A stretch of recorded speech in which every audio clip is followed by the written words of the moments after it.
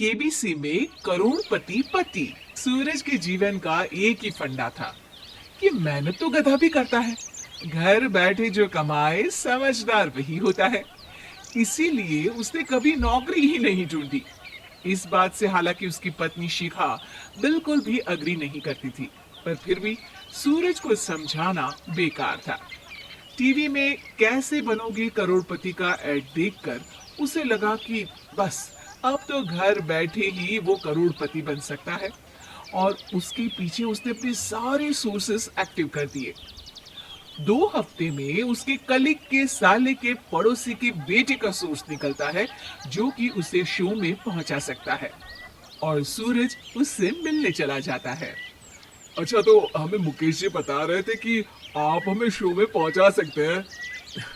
हाँ, उसमें कोई तकलीफ नहीं है। मैं कल अगर कोशिश करूं तो इसी महीने में आपका नंबर आ जाएगा। अरे ये तो बहुत बढ़िया हो गया। अच्छा, वो सिलेबस और क्वेश्चन पेपर का कोई जुगाड़ है क्या? हैं?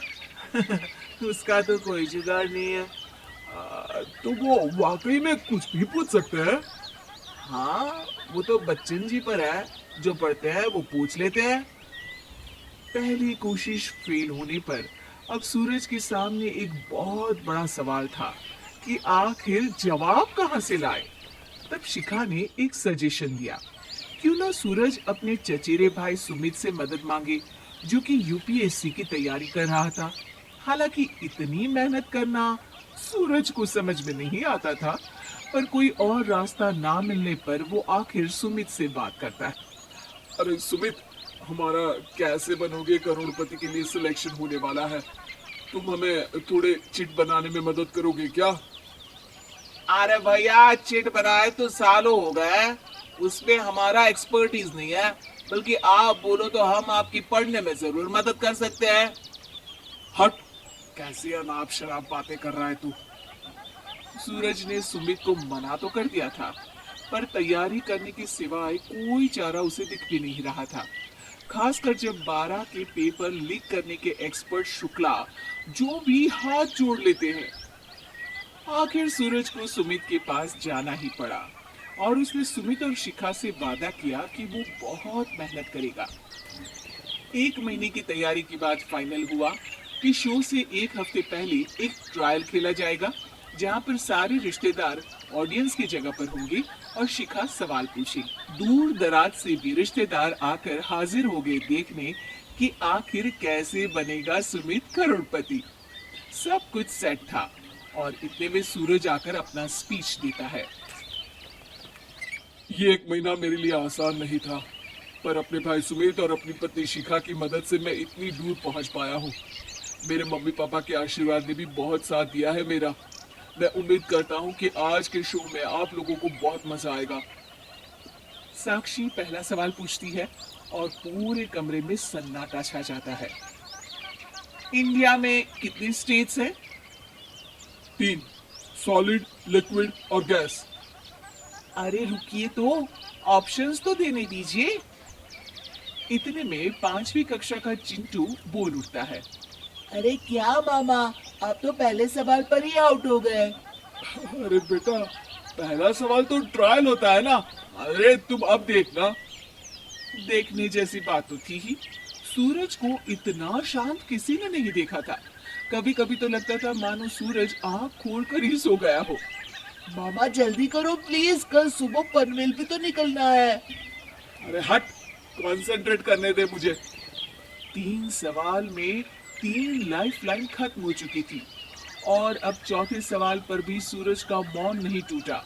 पर सूरज अभी भी हार मानने को तैयार नहीं था।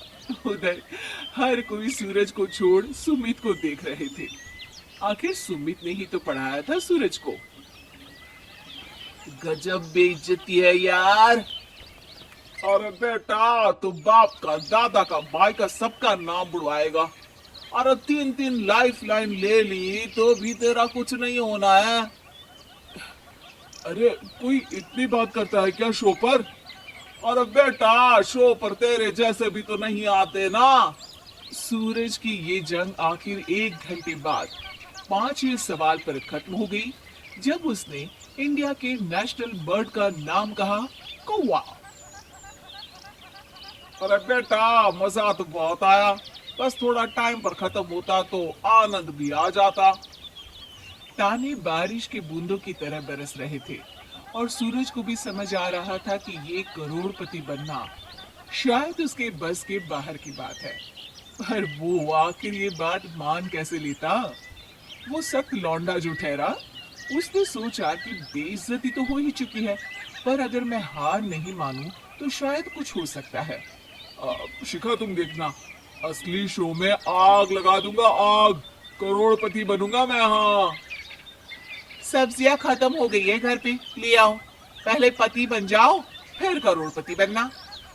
अरे गजब बेइज्जती है यार। बेटा, अभी तो घर पर ही हुई है, एक हफ्ते में तो तुम देश के सामने करवा कर आओगे। वैसे जब टीवी पर जाओ ना, तो बस अपने मम्मी का ही नाम लेना, ठीक है?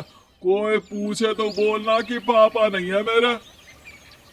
अरे पढ़ाई की, पेपर निकलवाए, इतने सारे लोगों को खाना खिलवाया, क्या फर्क पड़ा?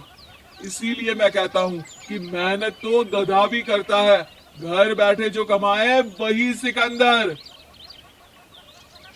लेकिन मामा, गधे भी जानते हैं कि हमारा राष्ट्रीय पक्षी मोर है।